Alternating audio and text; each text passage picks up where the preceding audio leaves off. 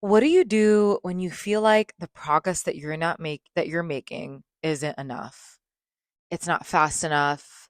You feel like you're working so hard and the progress isn't like matching what you feel the work that you're putting in, right? Whether that be a fitness journey or a fat loss journey or business, right? Maybe you're doing all the quote unquote right things or you feel like you are, right? Because there's a big difference between feeling like you're doing all the things and actually doing the things. Okay. Um, and by the way, I'm doing this podcast like walking around my house on my iPhone microphone. So bear with the audio changes as I walk around and get myself water. But um and we're gonna get into that as well, like the difference between feeling like you're doing the things and actually doing the things. Um Wherever you are in your journey, it can be really easy to have days where you feel like you're making so much progress, you're feeling so good about your progress. And then there's days where you're questioning, like, if you've made much physical or 3D world progress at all, right?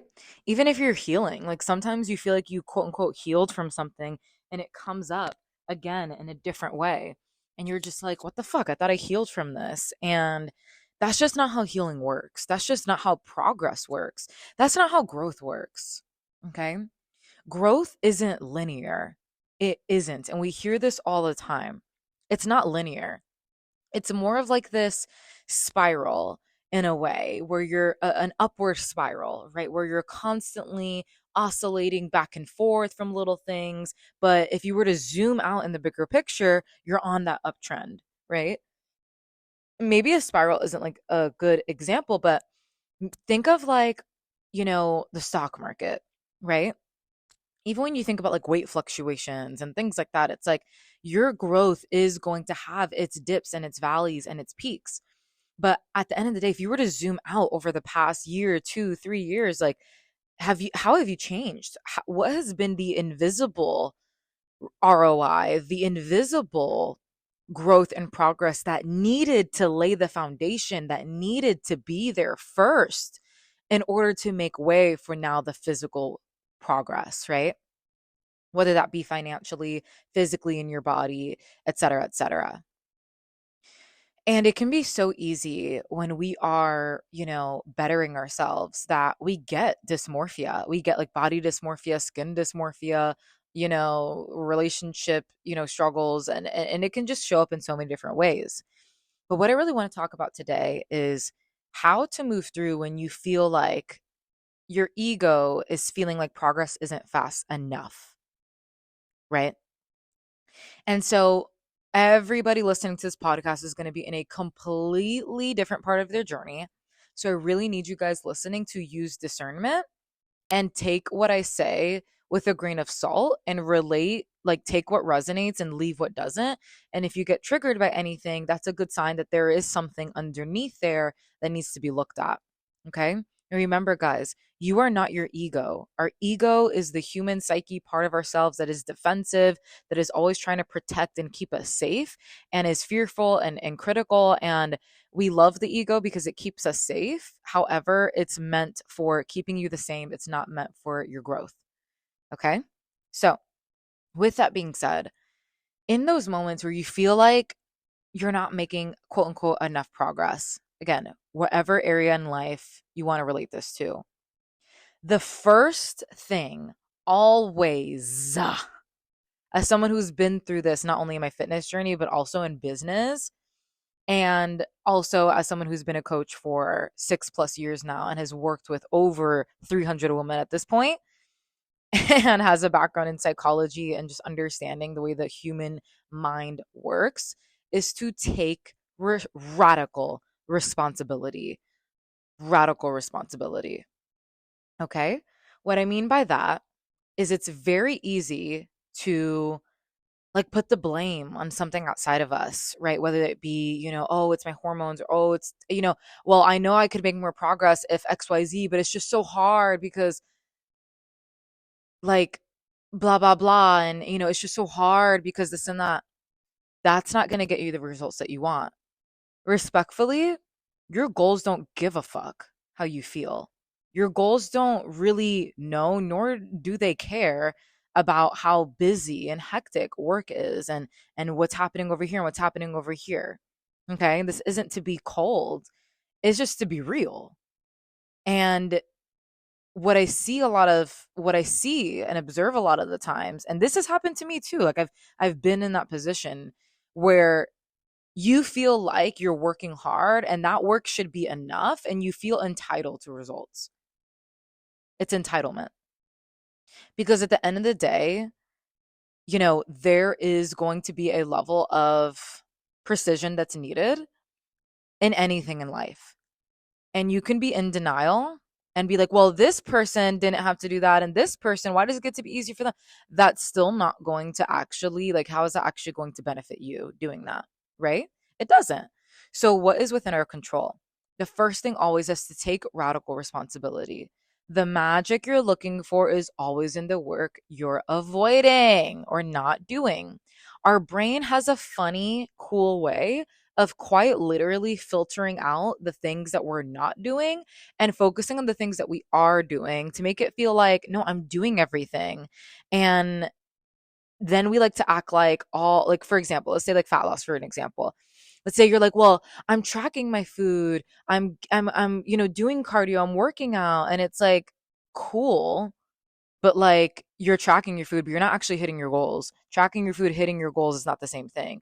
Maybe you're forgetting all the, tiny snacking on your kids' food, or, oh, well, this didn't count in your head. And, you're not getting in your steps. And maybe in your head, you think steps don't matter. And it's like, you have cardio scheduled 3 to 4 times a week. You're only getting in twice. Sometimes you get in once. It's like those things matter, right? Those things matter.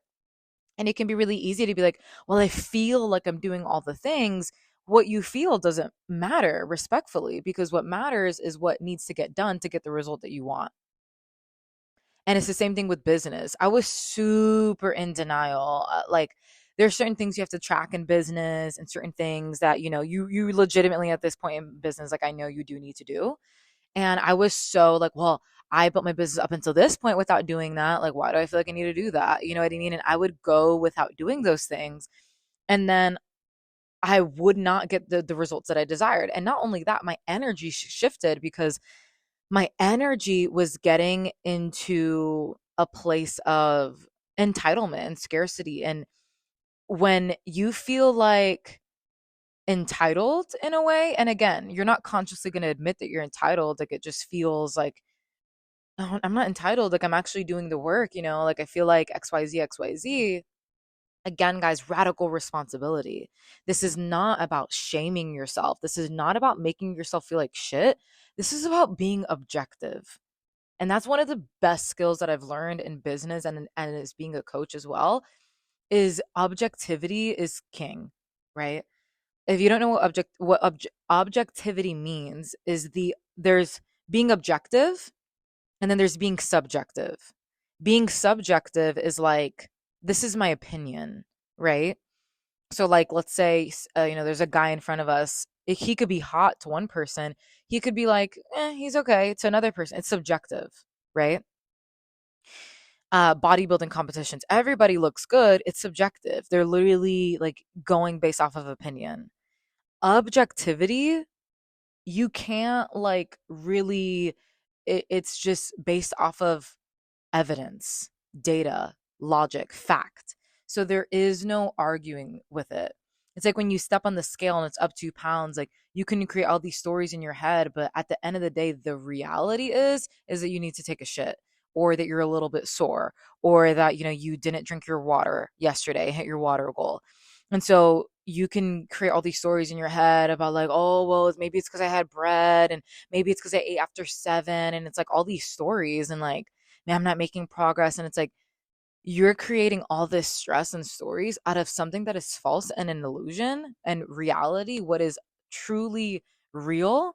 And if you're being objective, is like going based off the science and the fact.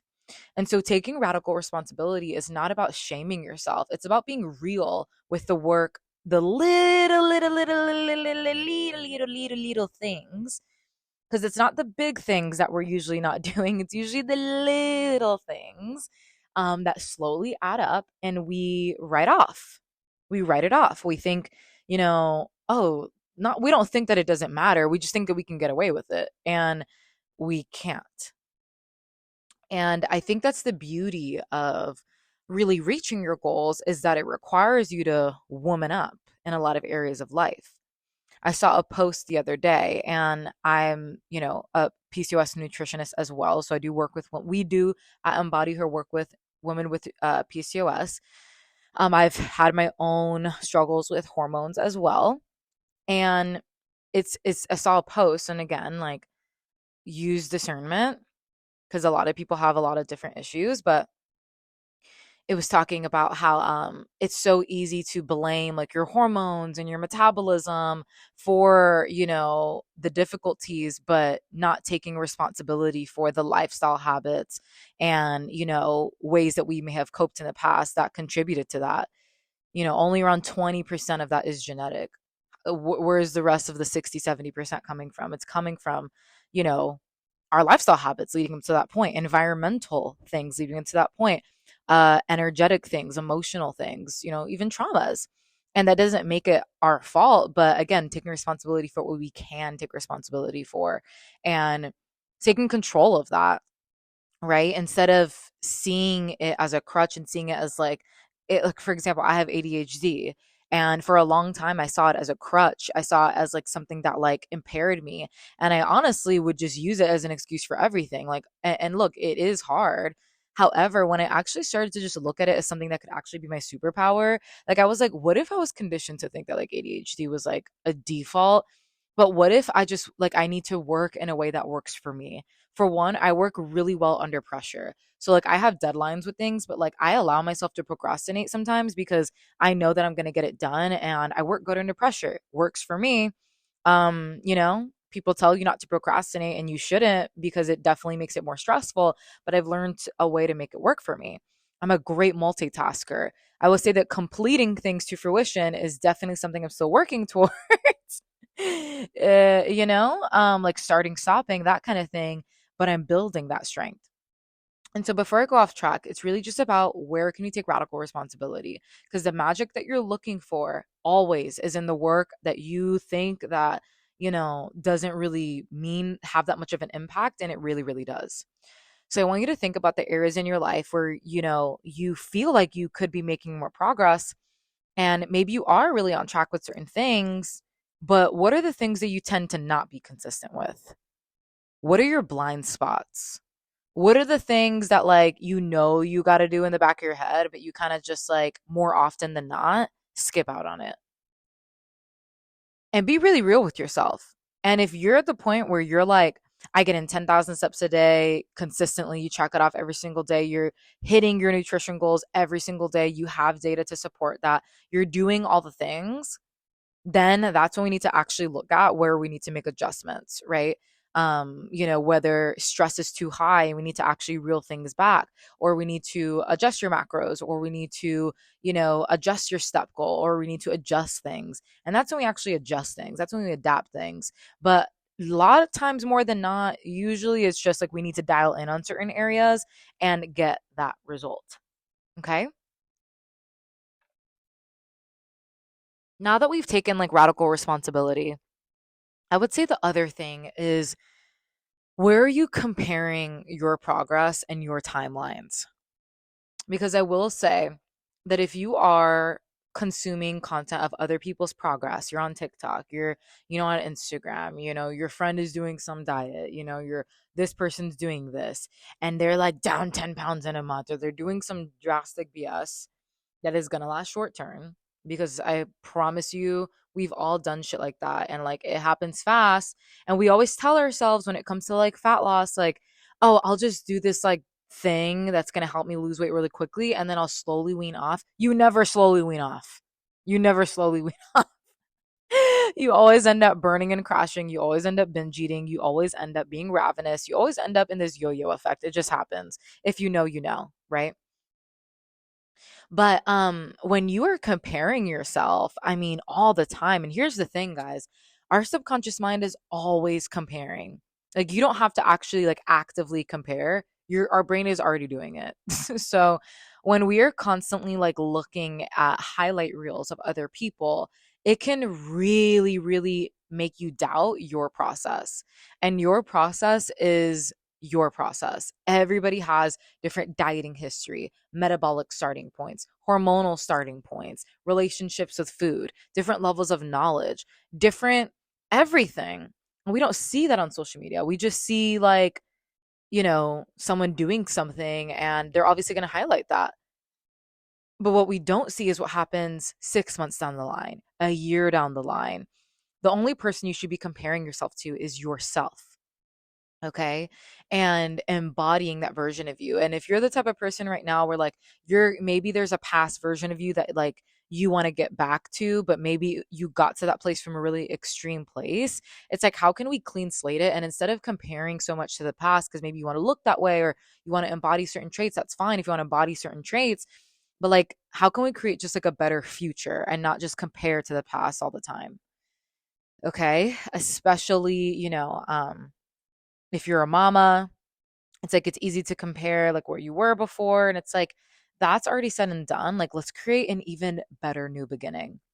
So stop comparing yourself and start to actually be more cognizant of like, where am I actually like shitting on my own journey because I'm comparing to other people's? And how can I stay in my own lane and really focus on me, my journey, and be patient? Which brings me to my next point. When it comes to feeling like you're not making quote unquote enough progress, after you take radical responsibility for the areas that you could dial in on, or you know that you need to make adjustments, whether you need a reverse diet, or maybe again in business, maybe you need to actually pivot. Maybe it's time to work on your messaging clarity, or really see if there's something that you really desire, if you're just doing it for the money. Because when it comes to business, like if you're only doing things for money, oh my God, like you're always going to feel unaligned. It really has to be about like you can want and desire financial freedom. However, you got to like be behind what you do. You got to have like actual clear vision, mission and purpose when it comes to that. And sometimes that gets developed over time, right? And yeah, so patience, patience, patience, patience. We live in a society that really is all about instant gratification, instant results, instant gratification. And when you want real results that last, it's going to challenge you. It's going to really, really challenge you because the reality is the version of you that has the desired body, relationship with themselves, relationship with food, relationship with others. She's fit, she's in shape, she's confident, she does what she says she's going to do. She has a level of patience and appreciation for where she's at. Why? Because it didn't happen overnight. Okay. We appreciate what we work for. We appreciate what took time to really build, right? We don't appreciate what happens overnight. We don't appreciate what happens very quickly. And at the end of the day, what happens very quickly, it's like signing a deal with the devil. There's always a catch, right? And so, even my friends that have scaled very, very quickly in business, in the moment you compare yourself to them, am I doing something wrong? Yada, yada, yada. Let's say for weight loss, like this person loses a lot faster than you. You're on the same timeline. What am I doing wrong? Yada, yada, yada. And it's like, the person who scaled super super fast, they're now that you're actually starting to lose weight, they're at the place now where they might be struggling with like, revert the reverse diet. Maybe they're now struggling with like actually being consistent in a maintenance, and they slowly gain the weight back, right? And or maybe in business, they scale really quickly, but then they hired the wrong team members. Now they got to scale back.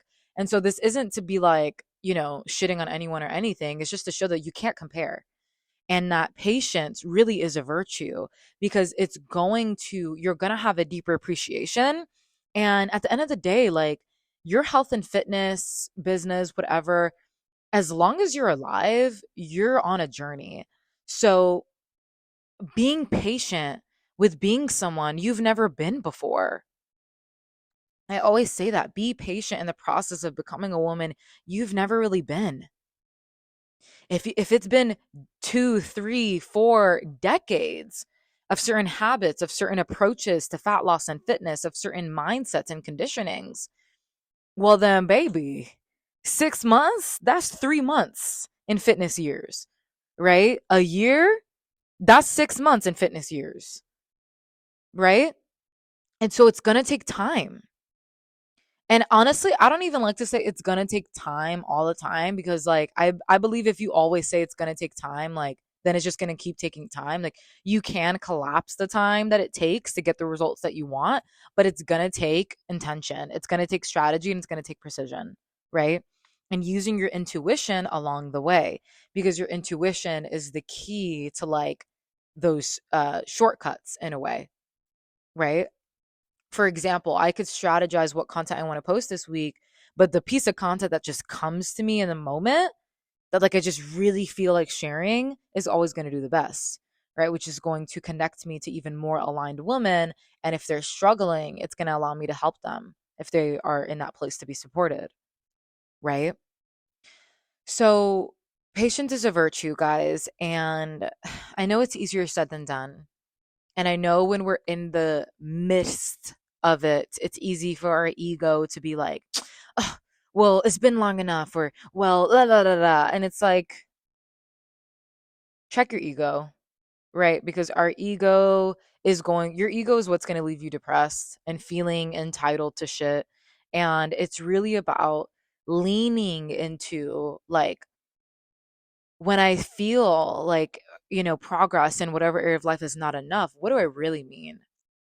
Right? What's coming up for me? Like what feelings and thoughts come up for me when I feel that way, right? Maybe it's thoughts of like, "Oh, what's the point?" Right? Or maybe it's feelings of like, "Am I ever going to get there?" Or I feel like no matter what I do, I'm always going to be this way. That's just a story that you're telling yourself. And a belief is simply a thought that has been like played over and over again to the point where it's like a belief.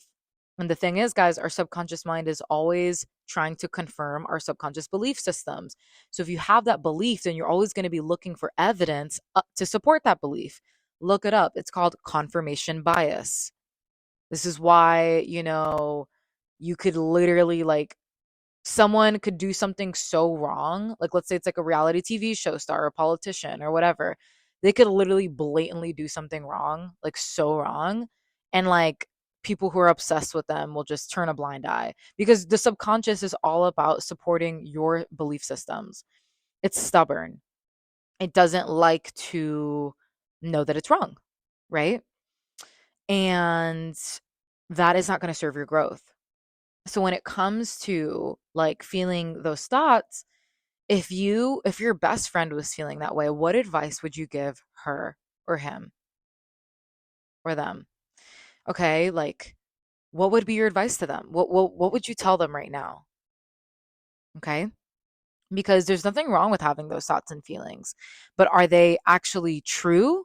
Are they actually factual or are they based on emotions? Are they based on a feeling, right? Are they based on a story that you're telling yourself? What's the truth here? Right? And honestly, this is one of my favorite parts of being a coach is reminding my clients how much progress they have made. Because it can be so easy to just forget how far you've come and not celebrate like the progress that you have made. You're just always thinking about the next thing, the next thing, the next thing, the next new low weigh-in, the next new inch drop, the next new, thing, the next thing, and the next thing. And it's like you forget how far you've come because you're just so fixated on like the lack and where you feel like you're not making enough progress, right? And again, that all stems from the ego. So, one, where do we need to take radical responsibility of where we can show up a little bit better or differently, or dial in or pivot? I mean, one of my clients, we pivoted and now she's feeling even better because we're actually focusing on something she wants to focus on, right? So, where do we need to pivot? Where do we need to change things? If you need to change things. The second thing is, where are you comparing yourself? Where are you giving your power away? And how can you take it back? The way that we reclaim our power is by turning shame and guilt, which, by the way, when it comes to taking radical responsibility, wanting to make more progress, it's very easy to feel guilty or shameful because you're like, oh, like I know, like I'm not doing XYZ. And I say to my clients, not all guilt is bad guilt. Like some people are like, they feel like feeling guilty is bad. Feeling guilty is not always a bad thing. Okay. Now, it's important not to like being ashamed of yourself is like another level. Like you don't need to be ashamed of yourself. Like that's like you're not a bad person. Guilt is really more about I did something incongruent, right? Or out of alignment. Shame is about I am bad, right? Guilt is I did something wrong. Shame is I am wrong. And that is honestly the lowest level of vibration. And that's what causes depression. That's what causes autoimmune diseases. That's the feeling. And I honestly want to make another podcast episode about shame and guilt. But to stay on track, guilt is really that was out of alignment. And sometimes we act out of alignment with things and we feel guilty about it. And then we want to avoid the thing because we feel guilty and we don't like feeling guilty and we don't want to feel bad. And it's like you only feel bad because you act out of alignment. But if you act in alignment, you wouldn't feel guilty. Right? So, radical responsibility. Where can I show up differently? And give myself grace and extend forgiveness to myself. If you're immediately beating yourself up, like, where did you learn that from? Like, where did you learn to be so critical? Where did you learn to be so mean to yourself? And how can you learn to not? Because really, you're speaking to your inner child, right? And it's a practice. And then patience, like I said, being patient, really focusing on the long game. All of our most successful clients, they have intrinsic motivators, internal motivators. Of course, they have external motivators. They want to get to a certain physique. They want to lose weight. They want to feel more confident. They want to build certain skills. They want to master the nutrition, yada, yada, yada. But they continue to show up because they're intrinsically motivated. So even when there are little bumps in the road or roadblocks or, slow periods of time where we need to dial in, we need to be really real with ourselves with where we're not showing up so we can show up and get the results we want. Again, whether that be business, fitness, whatever, that is when we accelerate, right? And so when you play the long game, it's like you're investing in your longevity and your long-term future. So give yourself grace. Remember to be kind to yourself, but keep it real with yourself. And if this has been something that you've been trying to do on your own for a long time, and again, it's always this yo-yo effect, well, then it's time to buckle down, girlfriend. We got to build habits. We got to actually rewire your brain and really become that person. Because doing some 75 hard, some 8-week challenge, some short term thing is great and all to keep you motivated, but that's not going to build you the sustainable lifestyle changes that need to happen so that you can sustain that long term. Right. And watch where you might have destination happiness. Because if you're ever at a point where you feel like, quote unquote, whatever you're doing is not enough, maybe you're struggling to trust the process, whatever it is, then again, if you have an intrinsic motivator, if you're driven from the inside out, you want to be better for yourself. You don't need a carrot stick always in front of you to keep you motivated. Then, okay, yeah, I lost my train of thought. I thought for a second, but and when you don't need a carrot stick always in front of you to keep you motivated, fuck. And it's really about like embodiment. And when you're embodying that, you collapse the timelines on where it is that you want to be. And you're actually at peace regardless. You're at peace regardless because you don't have destination happiness. You are practicing being happy and whole now. And you get to also have those things, right? You get there. So I'm going to wrap this up here because I have a call that I have to hop for, but I would love to hear your guys' takeaways. And remember, you are always doing better than you think. You are always doing better than you think. And to give yourself credit where credit is due. And if you've been at a standstill for a little bit, then we need to evaluate what is holding us back on an objective level, right? Get an outside perspective if you feel like you might have blind spots and be patient in becoming someone you've never been before. Okay. Visualize, trust the vision. If you can see it in your head, it's already done. You just have to release the things that no longer serve you. All right, ladies and gents, I'll see y'all in the next one. Love you guys. And I hope you guys got value from today's podcast.